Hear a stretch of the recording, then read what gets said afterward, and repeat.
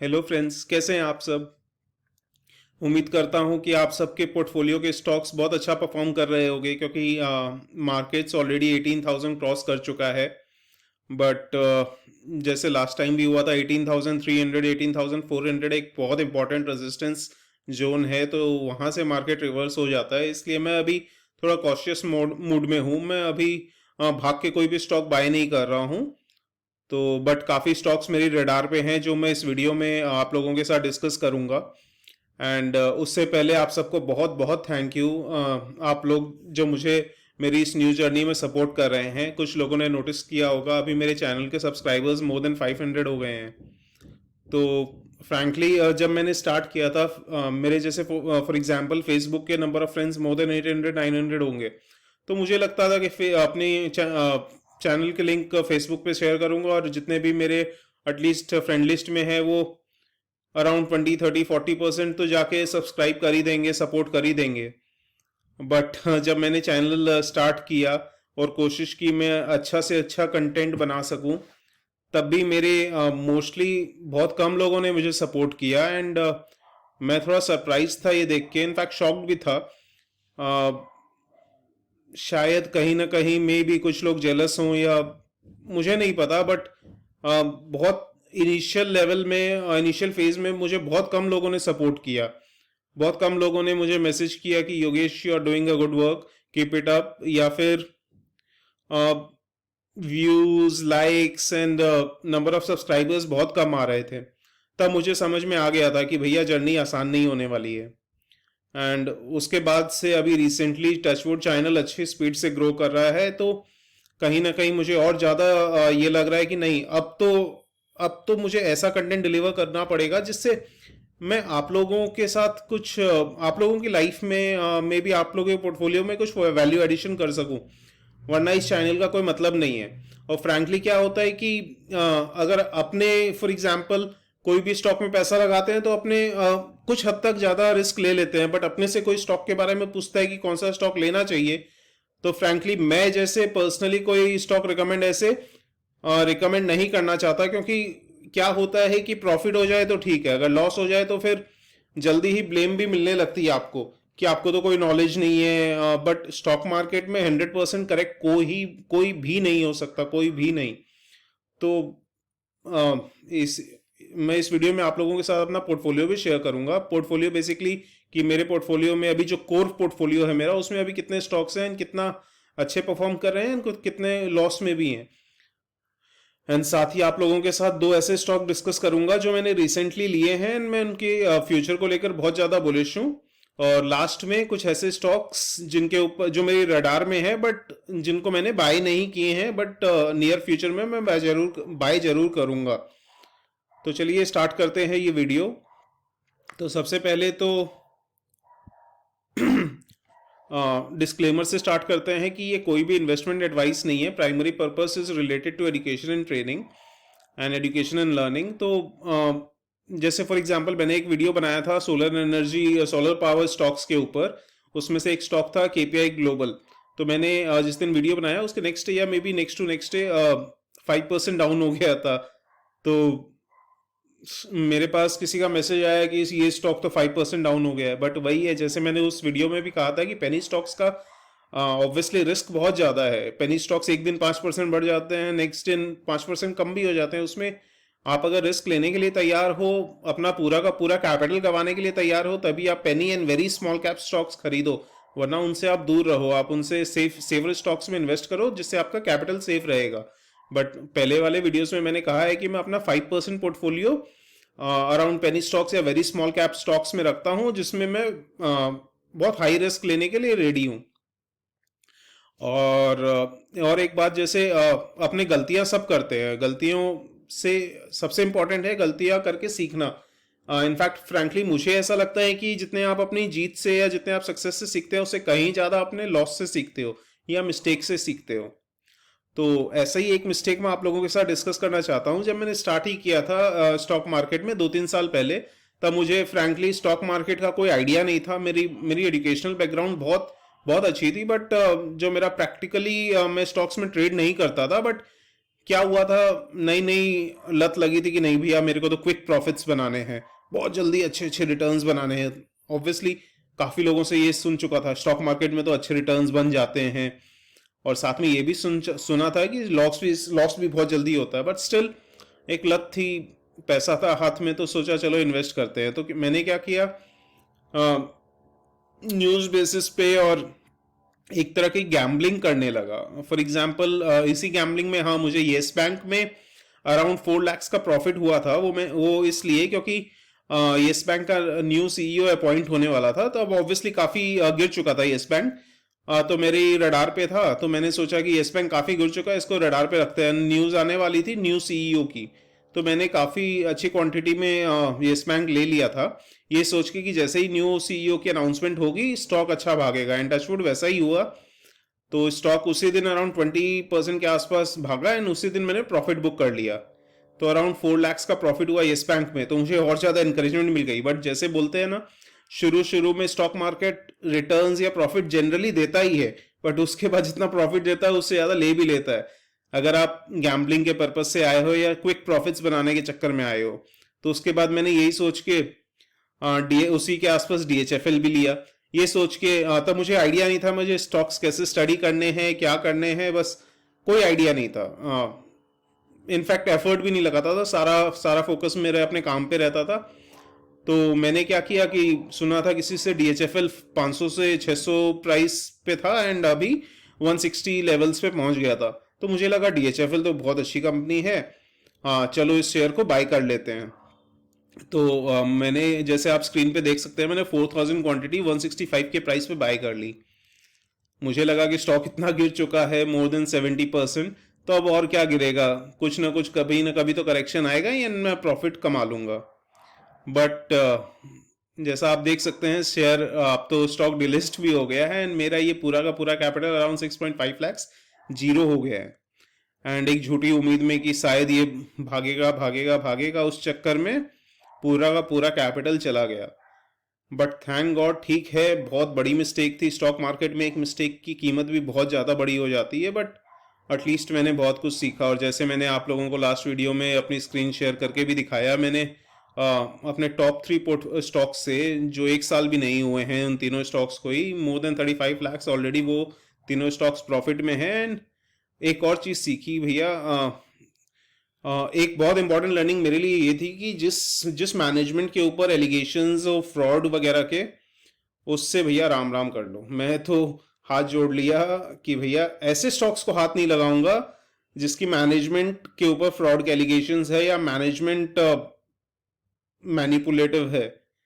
तो चलिए, बहुत कुछ सीखा है। उसके बाद इम्पोर्टेंट ये है कि उसके बाद मैं क्वालिटी स्टॉक्स, एंड सबसे बड़ा क्राइटेरिया ये होने लगा कि मैनेजमेंट कैसी है।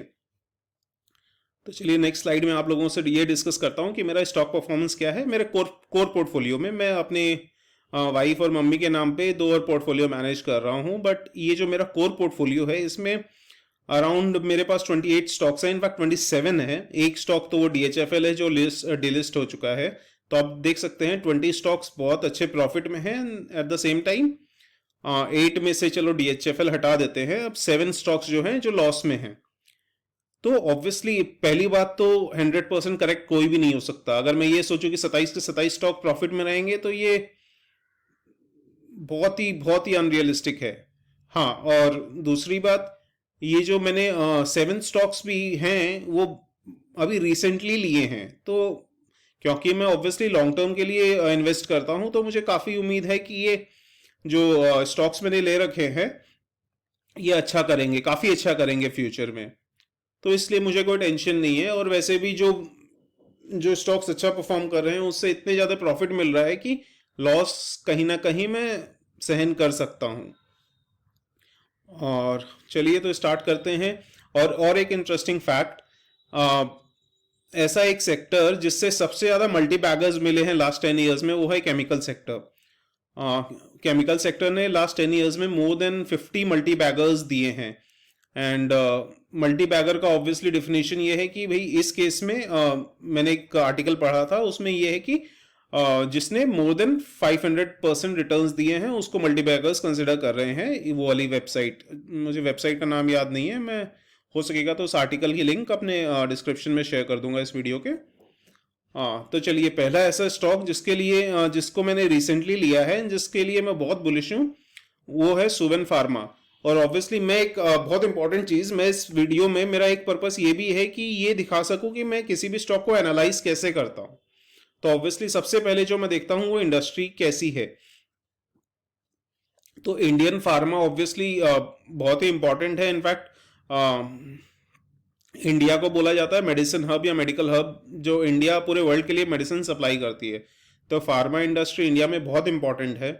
And Suven pharma pharma industry में है, तो इंडस्ट्री के लिए ये स्टॉक मुझे अच्छा लगता है कि भाई इंडस्ट्री एक नेगेटिव पॉइंट नहीं है। क्योंकि कुछ इंडस्ट्रीज ऐसे हैं जैसे एनबीएफसीज या बैंक्स, उनसे मैं पर्सनली दूर रहना चाहता हूँ। सबका अपना अपना क्राइटेरिया होता है, बट मुझे फ्रैंकली बैंकिंग वगैरह से बहुत डर लगता है, और स्पेशली फाइनेंशियल कंपनीज से, जैसे फॉर एग्जांपल स्पेशली डीएचएफएल में लॉस खाने के बाद, और डीएचएफएल, यस बैंक, इन सब का हाल देखने के बाद ये लगता है भैया फाइनेंशियल से दूर ही रहो। तो ये सुवेन फार्मा जो है ये एक्टिव फार्मास्यूटिकल इंग्रेडिएंट्स बनाती है। इसमें बेसिकली एक्टिव फार्मास्यूटिकल इंग्रेडिएंट वो मेडिसिन का वो की इंग्रेडिएंट होता है, जो बेसिकली जो भी इलनेस या डिसीज को जो टारगेट कर रहा है, वो इंपॉर्टेंट, सबसे इंपॉर्टेंट केमिकल जो होता है जो उस डिसीज या इलनेस के अगेंस्ट काम करता है, उसको एपीआई बोलते हैं। तो इसके मैंने एपीआईज में ये क्या क्या बनाती है वो भी मैंने देखा, जैसे कैल्शियम एसिटेट, कार्प्रोफेन, इन सब की देखी कि डिमांड आउटलुक कैसी है, इनका फ्यूचर कैसा है। और कैल्शियम एसिटेट फॉर एग्जांपल क्या काम आता है, ये बेसिकली फॉस्फोरस लेवल्स को कंट्रोल करने में काम आता है जिनको किडनी डिसीज वगैरह होती है। और जैसे आप जानते हैं कि दुनिया में अभी इनफैक्ट ये सब किडनी प्रॉब्लम्स ये सब बहुत ज़्यादा बढ़ने लगी हैं, तो इसी वजह से कैल्शियम एसिटेट की डिमांड बहुत ज़्यादा रहने वाली है फ्यूचर में। सिमिलरली कार्प्रोफेन एक जो पेन एंड इन्फ्लेमेशन रिड्यूस करने में काम आता है, मोस्टली ये एनिमल्स, डॉग्स पे यूज होता है, and to some extent human health में भी ये काम आता है। नेक्स्ट जो क्राइटेरिया है वो मैं देखता हूँ कि मैनेजमेंट कैसी है। तो सुवेन फार्मा की मैनेजमेंट जो है, इसके जो चेयरमैन एंड एमडी हैं मिस्टर वेंकटेश वर्लू जस्ती जी जो हैं, बेसिकली वो पोस्ट ग्रेजुएट हैं, एंड वो काफ़ी इंपॉर्टेंट रोल निभा चुके हैं इंडिया की फार्मास्यूटिकल इंडस्ट्री में। उन्हें बहुत लंबा एक्सपीरियंस भी है, और he was president of Indian pharmaceutical association and chairman of local organizing committee for the 52nd Indian pharmaceutical congress held at Hyderabad in 2001। तो ये सब ये दिखाता है कि मैनेजमेंट कितनी केपेबल है। तो ये एक ऐसे क्राइटेरिया होते हैं, अपने मोस्टली क्या देखते हैं कि फाइनेंशियल्स के ऊपर ज़्यादा फोकस कर लेते हैं, एंड ये सब जो फैक्टर्स है ये सब देखना भूल जाते हैं। तो आप मैनेजमेंट, जो गलती मैंने की, आप लोग प्लीज़ ये गलती मत करना, आप मैनेजमेंट के ऊपर ज़रूर फोकस करना कि मैनेजमेंट कैसी है। Excuse me.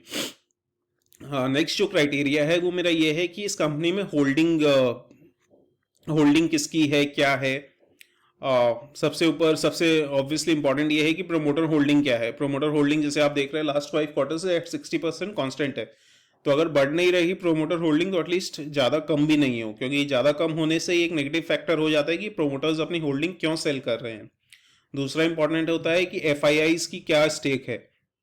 ऑब्वियसली अगर small cap, very small cap में एफआईआईज इतना ध्यान नहीं देते हैं, या जब वो कंपनी लाइमलाइट में आ जाती है तभी ध्यान देते हैं, बट सुवेन फार्मा में उतनी ज़्यादा स्मॉल कैप नहीं है, एक रेप्यूटेड कंपनी है। कहीं ना कहीं एक मिड कैप में ही कंसिडर करेंगे इस कंपनी को। और आप देख सकते हैं एफआईआईज की होल्डिंग बढ़ रही है।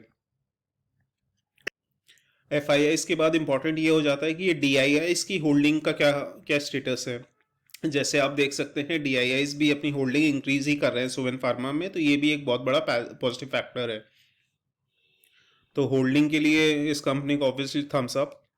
उसके बाद देखते हैं कि मैं जो पर्सनली देखता हूँ कि गूगल में जाके सिंपली सर्च कर लेता हूँ, उसके बाद न्यूज़ वाले टैब में जाके ये देखता हूँ कि भाई कंपनी रिसेंटली न्यूज़ में है तो किस वजह से न्यूज़ में है, एंड कंपनी को लेकर वेरियस न्यूज़ आर्टिकल्स पढ़ता हूँ। जैसे रिसेंटली अगर आईसीआईसी डायरेक्ट ने भी इस कंपनी के टारगेट प्राइस दिए 600, ये एक पॉजिटिव हो जाता है। और एक इंपॉर्टेंट आर्टिकल पढ़ा सुवेन के ऊपर मैंने, Suven pharma money life foundation का जो पहला कॉर्पोरेट गवर्नेंस अवार्ड है, उसमें जो टॉप 5 कंपनीज जो सिलेक्ट हुई उसमें सुवेन फार्मा भी थी। तो ये दिखाता है कि मैनेजमेंट ट्रांसपेरेंट है। तो ये जो फैक्टर्स हैं ये सब क्या है कि मैनेजमेंट के ऊपर, कंपनी के ऊपर ट्रस्ट बिल्ड करने में हेल्प करते हैं। और स्मॉल और मिड कैप कंपनीज में क्या होता है कि सबसे इम्पोर्टेंट ये होता है कि अपने कैपिटल लूज ना करें प्रॉफिट्स के चक्कर में। अपने सबसे इम्पोर्टेंट ये होता है कि प्रॉफिट्स के चक्कर में कैपिटल हाथ से ना गवा दें। एंड तो इसीलिए जो कोई भी पब्लिक कंपनीज होती हैं, उनका लिस्टेड कंपनीज होती है, उनका क्राइटेरिया गवर्नमेंट जो है एक सेबी के थ्रू ये क्राइटेरिया फिक्स कर दिया कि उनको मिनिमम क्या क्या डिस्क्लोजर्स करने पड़ेंगे, फाइनेंशियल अकाउंट्स कैसे होंगे, फाइनेंशियल रिपोर्टिंग कैसी होगी। बट उसके बावजूद अगर किसी कंपनी उन सब मिनिमम लीगल रिक्वायरमेंट्स से ज़्यादा करती है तो उससे अपनी एक ट्रस्ट बिल्ड होती है कि भैया मैनेजमेंट अच्छी है एंड कुछ भी अपनी जो ऑपरेशंस होता है वो कुछ भी हाइड नहीं कर रही है। तो पब्लिक का पैसा कहीं ना कहीं रिलेटिवली ज़्यादा सेफ है इन सब कंपनीज में। उसके बाद मैं आता हूँ फाइनेंशियल्स पर। फाइनेंशियल्स बहुत इंपॉर्टेंट है, लेकिन सबसे पहले जो उनसे फाइनेंशियल से पहले जो क्राइटेरिया है वो मैंने डिस्कस किया आप लोगों के सामने। तो इन सब फैक्टर्स को आप इग्नोर नहीं कर सकते। और क्योंकि फाइनेंशियल्स में कहीं ना कहीं स्कोप रहता है कि मैनिपुलेशंस हो जाए, गड़बड़ हो जाए, बट ये सब फैक्टर्स है, इन सब में फैक्टर्स में कम चांस रहता है। तो मैनेजमेंट क्रीडेंशियल्स है, न्यूज़ है, होल्डिंग्स हैं, तो ये सब फैक्टर्स में मैनिपुलेशन का चांस बहुत कम हो जाता है। तो इसीलिए सिर्फ फाइनेंशियल पे किसी कंपनी को सिलेक्ट मत करिए, बाकी क्राइटेरिया पे भी ध्यान दीजिए। मार्केट कैप जो है इस कंपनी का अराउंड 14,000 करोड़ है, पीई अराउंड 40 है, रीजनेबल है। प्राइस टू बुक रेशियो थोड़ा हाई लग रहा है मुझे, अराउंड 11, लेकिन आप देख सकते हैं रिटर्न ऑन इक्विटी अराउंड 33% है, तो ये काफ़ी हाई है। And current price is around 550। हाँ, तो नेक्स्ट देखते हैं इस कंपनी के क्वार्टरली रिजल्ट्स। मैं फ्रैंकली ईयरली रिजल्ट से ज़्यादा फोकस करता हूँ लास्ट 4 to 5 क्वार्टर्स के रिजल्ट्स कैसे रहे हैं।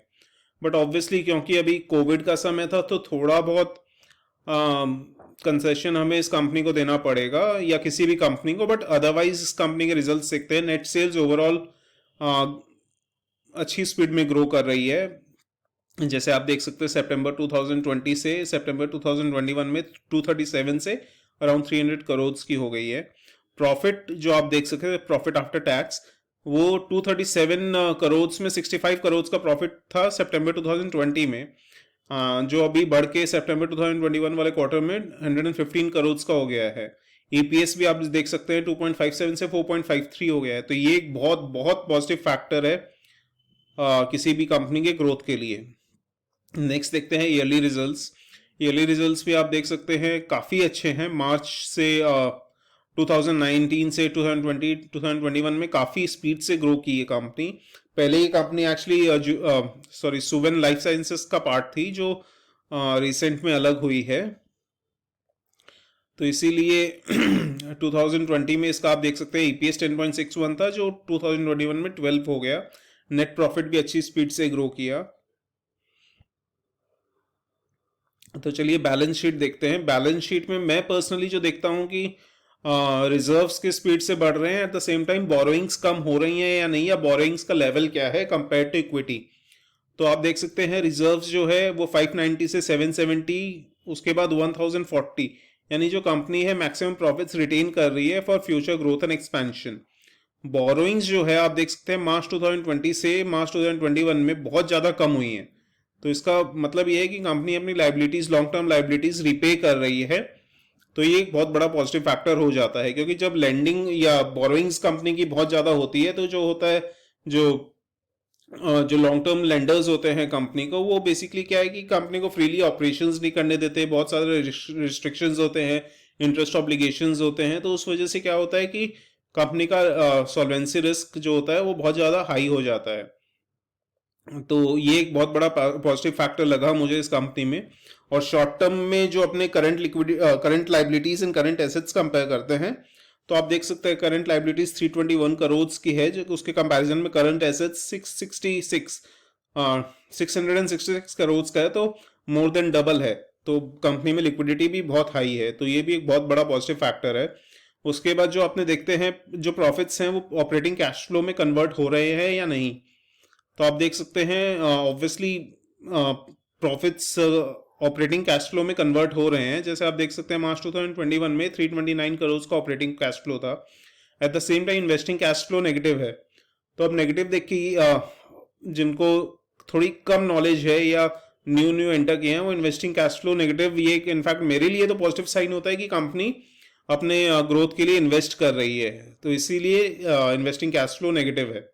सबसे इंपॉर्टेंट हो जाता है मेरे लिए operating cash flow. Operating cash flow जितना प्रॉफिट्स है उससे बहुत ज़्यादा डिफरेंट नहीं होना चाहिए, नहीं तो इसका मतलब ये होता है कि प्रॉफिट्स तो जनरेट हो रहे हैं लेकिन ऑपरेटिंग कैश फ्लो नहीं हो रहा, तो काफ़ी क्रेडिट में है जो बेसिकली फ्यूचर में बैड डेब्ट्स वगैरह में कन्वर्ट हो सकता है, तो ये एक बहुत बड़ा पॉजिटिव फैक्टर है।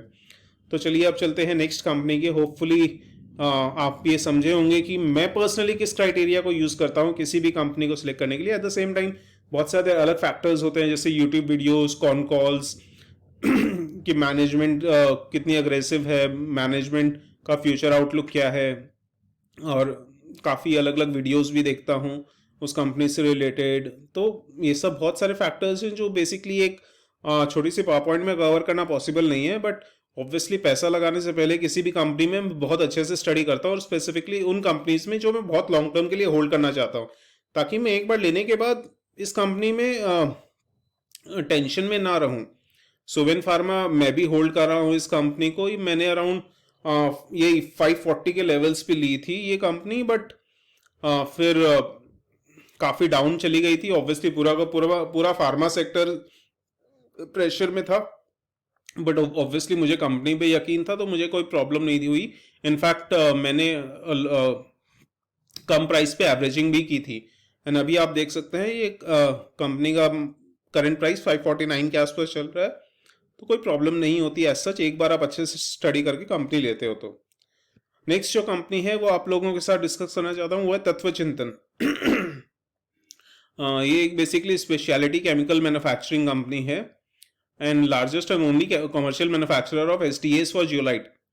ये बेसिकली क्या होता है, zeolite and structure directing agent क्या होता है, ये बेसिकली जो नाइट्रोजन ऑक्साइड के एमिशंस होते हैं उसको कम करने में हेल्प करता है। इसकी एप्लीकेशंस काफ़ी अलग अलग इंडस्ट्रीज में है, लेकिन मोस्टली ये ऑटोमेटिव इंडस्ट्री में काम आता है। उसके बाद ये जो है इलेक्ट्रोलाइट सॉल्ट भी बनाता है सुपर कैपेसिटर बैटरीज के लिए, और ये company pharmaceutical and agrochemical intermediates भी बनाती है, अदर स्पेशलिटी केमिकल्स भी बनाती है। तो कंपनी का ओवरऑल सेक्टर मुझे पसंद है, और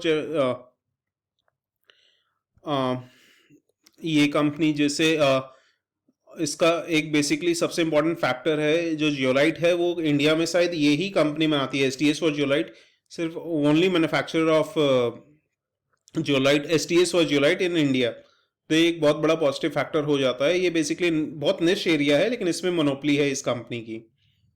उसके बाद फाइनेंशियल्स देखते हैं। मोर देन 6,000 करोड़ की कंपनी है, current price is around 2815, last quarter का ईपीएस अराउंड 14 था। तो मैं काफ़ी कंपनीज को एनालाइज करने के लिए ये चीज़ जरूर यूज़ करता हूँ कि बेसिकली लास्ट क्वार्टर के हिसाब से नेक्स्ट ईयर का ईपीएस कितना होगा विदाउट कंसिडरिंग ग्रोथ। तो 14 इंटू 4 56 के आसपास हो रहा है, तो फॉरवर्ड पी जो है वो 2815 डिवाइड बाई 56 वो अराउंड 50 आ रही है।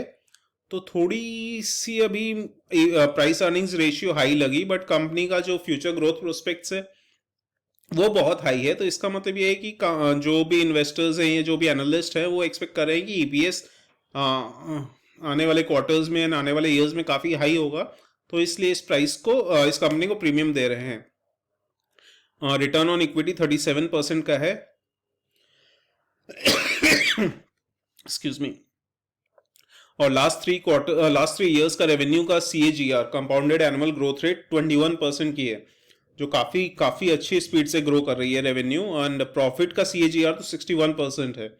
तो इसी वजह से कंपनी को इतना ज़्यादा प्रीमियम मिल रहा है कि सब एक्सपेक्ट कर रहे हैं कि कंपनी फ्यूचर में ही अपना ग्रोथ को ऐसे ही कंटिन्यू रख पाएगी। चलिए क्वार्टरली रिजल्ट्स देखते हैं। जून में आप 107 करोड़ का था नेट सेल्स, जो सितंबर 117 करोड़ की हो गई है। प्रॉफिट भी 24 करोड़ से अराउंड 30.72 करोड़ का हो गया है। एडजस्टेड ईपीएस भी काफ़ी स्पीड से बढ़ रहा है।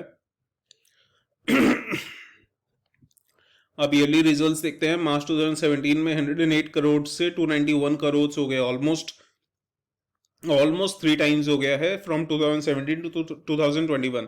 यही वजह है कि कंपनी को इतना ज़्यादा प्रीमियम मिल रहा है। नेट प्रॉफिट भी आप देख सकते हैं अराउंड 3 टाइम्स हो गया फ्रॉम 17 टू 51। ऐसे ही ईपीएस भी 8 से 25 हो गया है एडजस्टेड ईपीएस भी। तो कंपनी काफी काफी रैपिडली ग्रो कर रही है। टोटल रिजर्व्स जो हैं वो भी रेगुलरली बढ़ रहे हैं। At the same time borrowings जो है वो मार्च 2019 में बढ़ी थी, इनफैक्ट मार्च 2018 में भी बढ़ गई थी, उसके बाद 20 तक बढ़ी, उसके बाद मार्च 2021 में आप देख सकते हैं कि बोरोइंग्स कम हुई हैं। तो ये एक अच्छा पॉजिटिव फैक्टर है। और इस कंपनी का मैंने जो एमडी वगैरह है उनका इंटरव्यू पढ़ा था, देखा था सॉरी, उसमें वो बोल रहे थे कि 1 to 2 years में वो कंपनी जहां तक है लॉन्ग टर्म डेट फ्री हो जाएगी। तो ये मुझे बहुत बड़ा पॉजिटिव फैक्टर लगा। और वैसे भी अभी भी इक्विटी के कंपैरिजन में बोरोइंग्स काफ़ी कम है, तो एज सच कोई प्रॉब्लम नहीं है। जो करंट लिक्विडिटी है, करंट लाइबिलिटीज़ के कंपैरिजन में करंट एसेट्स भी काफ़ी अच्छे लेवल पे हैं। और आप टोटल एसेट्स भी देखिए, 122 करोड़ थे मार्च 2017 में, जो बढ़ के 310 करोड़ हो गए हैं मार्च 2021 में। तो इससे आप देख सकते हैं कि कंपनी कितने रैपिडली ग्रो कर रही है। अगेन ऑपरेटिंग कैश फ्लो, जो प्रॉफिट्स हो रहे हैं वो ऑपरेटिंग कैश फ्लो में कन्वर्ट हो रहे हैं। जैसे आप देख सकते हैं नेट प्रॉफिट 51 करोड़ था मार्च 2021 में, उसके कंपैरिजन में ऑपरेटिंग कैश फ्लो 22 करोड़ था।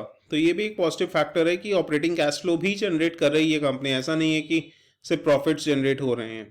Eight the same time investing cash flow negative है, यानी कंपनी इन्वेस्ट कर रही है फ्यूचर ग्रोथ के लिए। और जैसे मैंने वो यूट्यूब वीडियो देखा, उसमें बोल रहे थे कि 80% एक्सपेंशन के फेज में है कंपनी, जो एक्सपेक्टेड है कि दिसंबर 2022 तक वो ऑपरेशनल हो जाएगी, वो एक्सपेंडेड कैपेसिटी जो है। तो उस हिसाब से ग्रोथ फ्यूचर के लिए और ज़्यादा अच्छा लग रहा है। होल्डिंग आप देख सकते हैं, प्रोमोटर की जो होल्डिंग है वो मोर देन 79% है। तो प्रोमोटर का स्टेक इस कंपनी में बहुत ज़्यादा है, जो फ्रैंकली मैं एक बहुत बड़ा पॉजिटिव फैक्टर कंसिडर करता हूँ। हाँ, एफ आई आईज की होल्डिंग थोड़ी कम हो रही है, बट ठीक है, F I eyes last year बहुत ज़्यादा इंडियन मार्केट से पैसा पुल आउट किया है, तो ठीक है। बट डी आई आईज अपनी होल्डिंग इंक्रीज कर रहे हैं, तो ये एक पॉजिटिव फैक्टर है। और इस कंपनी का सबसे बड़ा इंपॉर्टेंट मोट उसको बोलते हैं बेसिकली कि कंपनी के पास ऐसा क्या है कि जिससे अपनी कंपनी कॉम्पिटिटिव एडवांटेज मेंटेन कर सकेगी। एक तो इसकी एडवांस्ड केमिस्ट्री, जो अपने केमिकल्स वगैरह बनाती है उसमें बहुत एडवांस केमिस्ट्री यूज होती है, उसमें काफ़ी हाई एंट्री बैरियर का काम करती है। उन जो प्रोसेसेस हैं कंपनीज के, वो आसानी से रेप्लिकेट नहीं किए जा सकते। और जो कंपनी के क्लाइंट्स हैं वो बहुत बिग एंड रेप्यूटेड हैं, तो ये एक बहुत बड़ा पॉजिटिव फैक्टर हो जाता है कंपनी के लिए। अगर किसी भी कंपनी में आसानी से कॉम्पिटिटर्स या राइवल्स एंटर कर रहे हैं, तो वो कंपनी ज़्यादा दिन प्रॉफिट जनरेट नहीं कर पाएगी या प्रॉफिट सस्टेन नहीं कर पाएगी। तो high entry barrier advance chemistry के रूप में ये एक बहुत बड़ा पॉजिटिव फैक्टर लगता है मुझे तत्व चिंतन में। हाँ, रिस्क भी हैं ऑब्वियसली। जो इसके टॉप 10 कस्टमर्स है वो 60% ऑफ रेवेन्यूज कंट्रीब्यूट करते हैं, तो ये एक रिस्क फैक्टर हो जाता है कि कुछ ही कस्टमर के ऊपर कंपनी डिपेंड करती है। बट ये जो कंपनी के जो प्रोडक्ट्स हैं उनकी डिमांड बहुत रैपिडली बढ़ रही है, तो अदर सेक्टर्स में भी अब इनका यूज़ होने लगा है, जैसे पेंट, डाइज एक्सेट्रा। तो वहाँ से भी डिमांड जब आना स्टार्ट होगी, तो चांसेस ये है कि जो टॉप 10 कस्टमर्स हैं उनके ऊपर डिपेंडेंस कम हो जाएगी। और एक रिस्क फैक्टर है, जो कंपनी के रॉ मटेरियल्स हैं उनके लिए वो कंपनी कुछ ही सप्लायर्स के ऊपर डिपेंड करती है, तो ये एक नेगेटिव फैक्टर है। बट और इसी वजह से कंपनी के थोड़े बहुत मार्जिन भी प्रेशर में है, क्योंकि रॉ मटेरियल्स के प्राइस बढ़ रहे हैं। तो ये रिस्क हैं जो कंपनी में भी होपफुली फ्यूचर में इनके ऊपर ध्यान देगी। मेरा जो पर्सनल बाइंग प्राइस है इस कंपनी में तत्व चिंतन में, वो अराउंड 2400 का है। मैंने बहुत ज़्यादा टाइम नहीं हुआ लिए हुए, एंड अभी जो प्राइस है वो 2800 समथिंग है। बट क्योंकि मार्केट्स अबव 18,000 है, तो कुछ करेक्शन आ सकते हैं। बट मैं चाहता हूँ कि आप लोग कम से कम इन दोनों कंपनी सुवेन फार्मा एंड तत्व चिंतन को अपने रडार पे रखें, स्टडी करें, एंड उसके बाद अगर थोड़ा बहुत करेक्शन आता है तो आप इनको कंसिडर कर सकते हैं अपने लॉन्ग टर्म पोर्टफोलियो में के लिए। चलिए, नेक्स्ट जो स्टॉक्स जो मैं लेना चाहता हूँ वो रडार पे हैं, एमटार टेक्नोलॉजीज, ये मेरे पास कुछ कुछ शेयर्स हैं, बट मैं कुछ और लेना चाहता हूँ। और बाकी 4 कंपनीज जो मेरे पास है नहीं बट मैं लेना चाहता हूँ वो है Acrysil, Gujarat fluorochemicals and Gulshan polyols and Moldtek packaging. तो ये ऐसे 4 स्टॉक हैं। तो ये ऐसे स्टॉक्स हैं जिनको लेकर मैं बहुत बुलिश हूँ। जो मेरे रडार पे हैं, जैसे ही मुझे करेक्ट प्राइस दिखेगा मैं इन शेयर्स को ले लूँगा। बट अभी क्योंकि मार्केट्स 18,000 पे 18,000 क्रॉस कर चुका है, तो अभी मैं थोड़ा कॉशियस हूँ। बट लेट्स सी क्या होता है नेक्स्ट मार्केट डायरेक्शन। अभी काफ़ी मार्केट्स न्यूट्रल हैं, और अभी जो रिसेंटली रिजल्ट्स आए हैं HDFC बैंक, TCS, इन्फोसिस, उन सबके रिजल्ट्स एक्सपेक्टेशन के आसपास ही आए हैं। इनफैक्ट कहीं ना कहीं एक्सपेक्टेशंस को बीट ही कर रहे हैं, तो ये एक मार्केट के लिए पॉजिटिव फैक्टर हो जाता है। बट ऑब्वियसली जैसे सब जानते हैं अपने कि मार्केट्स प्रेशर में है कोविड की वजह से, और यूएस में जो फेड का टेपरिंग होने वाला है उसकी वजह से, तो अभी कॉशियस रहते हैं, वही बेटर है। आ, और वैसे भी मैं किसी भी स्टॉक को लेने से पहले बहुत अच्छे से स्टडी करता हूँ, इन करेक्ट एंट्री प्राइस जो मुझे लगता है तब लेता हूँ।